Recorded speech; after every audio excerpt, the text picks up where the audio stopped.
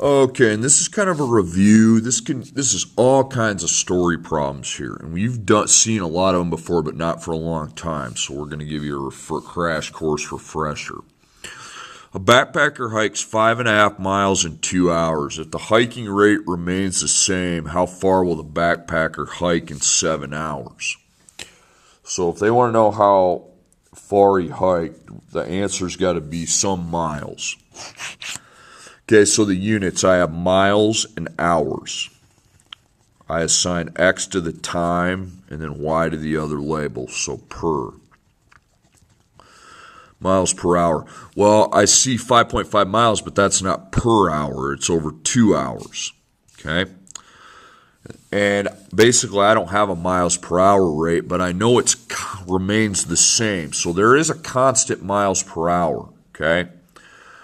So normally, if I know it's a linear progression, I'd use y minus y, x minus x. So y is miles, but the problem is I only have 1 miles amount. Okay? So then I say abort that and set up ratios down here. I don't need to make my pathway.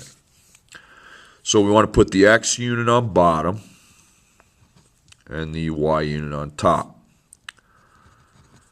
Okay, so I know it's 5.5 miles in 2 hours.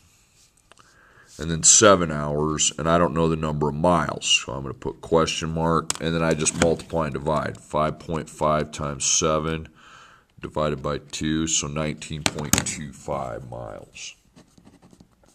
Okay, that one's pretty easy. Pretty much walk in the park. But they don't all say that easy. Okay, I have a gift card to a bookstore. Assume all books I buy cost nearly the same.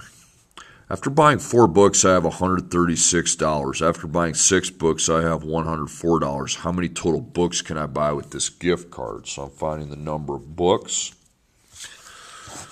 Okay, so the units are the books and the money, only 2 of them. So I assign the X to what I'm buying because there's no time unit, and then Y to the money.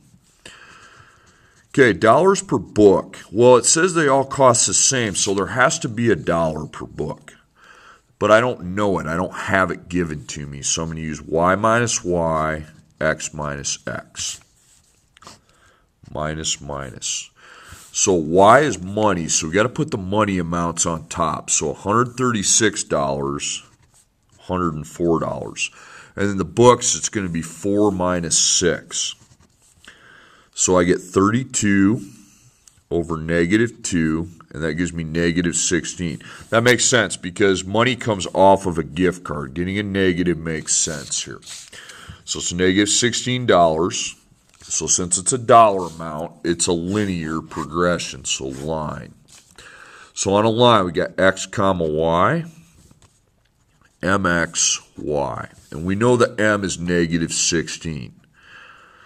Now, to find out how much money I started with, I don't know because negative 16 was never in this original problem. So I have to use y equals m dot x plus b, mx plus b. I like to put the dot nowadays because people don't understand you're taking the m times the x.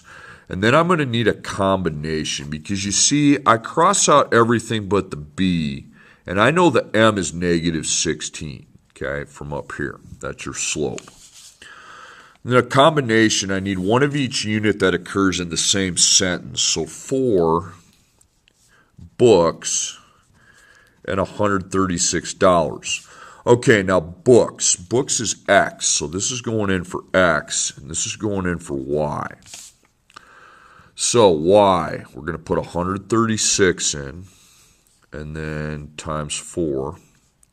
So I got 136. Negative 16 times 4 is negative 64 plus b.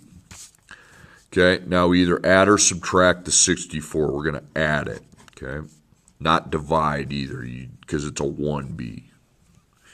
Okay, so 200 is what I got. 200 is b. And now I can write my equation out down here. Okay, so 200 plus negative 16x equals y. And then the final number in the problem is how many books can I buy? That means when does it run out? When does it give you $0? So $0. Well, dollars is Y, so it's going to go in for Y. So I just scribble out Y and put 0 in. And then I isolate the X. Okay? So I subtract the 200 from both sides. So I have negative 16x and negative 200, and then I divide. Okay, so negative 200 divided by negative 16. Okay, 12.5, but you can't buy 12.5 books. 13 you don't have enough money for, so it's 12. Okay, 12 books. Okay, as a student council treasurer, you prepare the budget for your class rafting trip. Each large raft costs $100 to rent, and each small raft costs $40 to rent. I have $1,600 to spend. If 14 large rafts are bought, how many small rafts are bought? So I want to know the number of small rafts. So money's obviously important, but then the two things you're buying, so small and large rafts. With 3 units, we want to create our table. So remember how to label that. You put total and total, how many, and single, and then money and money, and then put your small and large right here. Okay. So when I buy one small raft, how much does it cost? It costs 40 bucks. Put a 40, then go cross that off. Large, $100. Cross that off. Now, how many small rafts did we buy? I don't know that. Okay, that's the answer to the problem. So X. Okay, 14 large rafts. Okay, so 14, nice. Cross that out. And then what, now after these 4 have been talked about, what do we have as our total cost? $1,600. Okay. So I take X times 40, that'd be 40X, and 14 times 100, that's 1,400. And now I have a nice easy equation. Equal to 1,600 and then 40X plus 1,400. Minus 1,400 minus 1,400. 40x equals 200, then divide out the 40, and you're going to get 5 for an answer. So 5 small.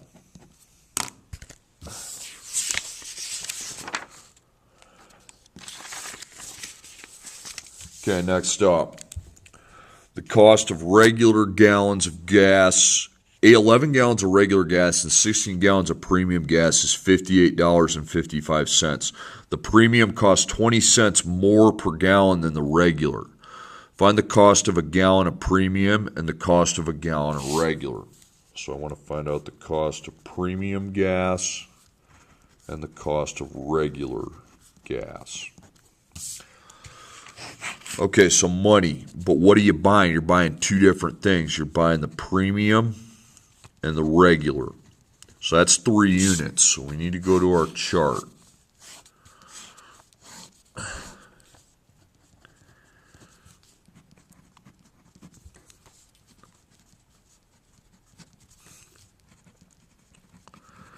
Okay, we set those labels up every time. How many, single, total, and then total.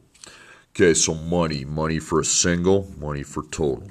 Okay, so premium and regular. Okay, I need a dollar amount for premium gas. Well, for one single thing of premium gas, in this case a gallon. Now, I don't know how much premium gas costs. It says 20 cents, but it says more. That means it costs more than regular. We still don't know how much it costs. So question mark. And I'm obviously not going to know the regular cost either. So I don't know 2 things now instead of 1.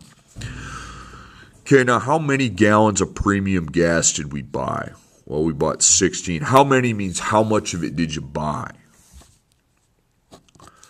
How many gallons of regular gas did I buy? So 11. Cross that off. Okay, now let's talk about the total. Well, 58, 55. Now, there's a final number that helps me with my question, the two question marks, and that's 20 cents more. Now, it says more. So, if it says more, we're going to put, one of the things I don't know is going to be called x plus 0.20, and the other one's going to be called plain old x. That's how you handle two unknowns with a more then. Okay, so it was a premium that cost 20 cents more, so x plus 0.20 is the premium, then just x under the regular. Okay, now to multiply this by this, we need to use kind of rainbows. We take 16 times 1x is 16x, and 16 times 0.20 is 3.2. Okay, and 11 times x is 11x. So I've got 16x plus 3.2 plus 11x equals $58.55. Okay, now the x's are the same letter. Okay, that's nice. So I can add those together. So 27x plus 3.2 equals 58.55. And I subtract 3.2. So I have 27x, and that's going to be 55.35. And then I divide by 27. And 55.35 divided by 27 is $2.05. Now that's for x, okay?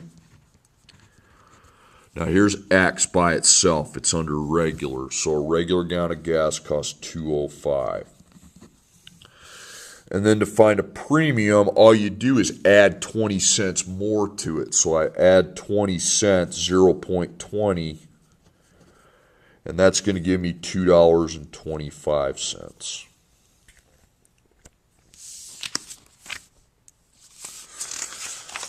Okay, the cost of a loaf of bread is increasing by a rate of 2% each year. If the cost is currently $2.59, calculate the cost of the bread 10 years from now. So money. Okay, so money is going to be it. Okay. And then years. And those are your only 2 units. So now you're back to 2 units. So I'm going to try to make a path, and then I'm going to write an equation. Now years is x, money's y. So per. Okay, dollars per year. Well, the only thing I know per year, each year, is it's 2%, not $2. So I put percent. And I'm going to put 2%, okay?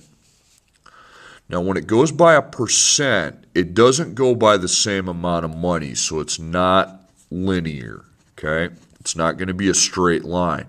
It is going up, but when you multiply by something, which is what you would do in this case, because when I have a money in a percent, we multiply.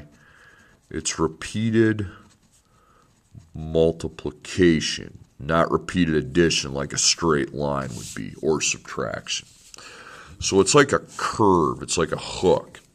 So we set up the curve by going x comma y, and I'm going to put a little times dot here because the beginning amount I know is $2.59. But then it goes by a percent, so I'm going to multiply. And it's not going to be mx. Instead of mx, it's m to the power of x, and then y. So to find our m this time, I take 100%, and I'm going to add 2% every year. So that's 102%. So that's 1.02. Okay, now I can write an equation. We have $2.59, but it's times. It's not added. Times 1.02 to the power of x equals y. And the last value is 10 years. Years is x, so we put 10 in for x, okay? So 2.59 times 1.02 to the power of 10, and that's 3.16.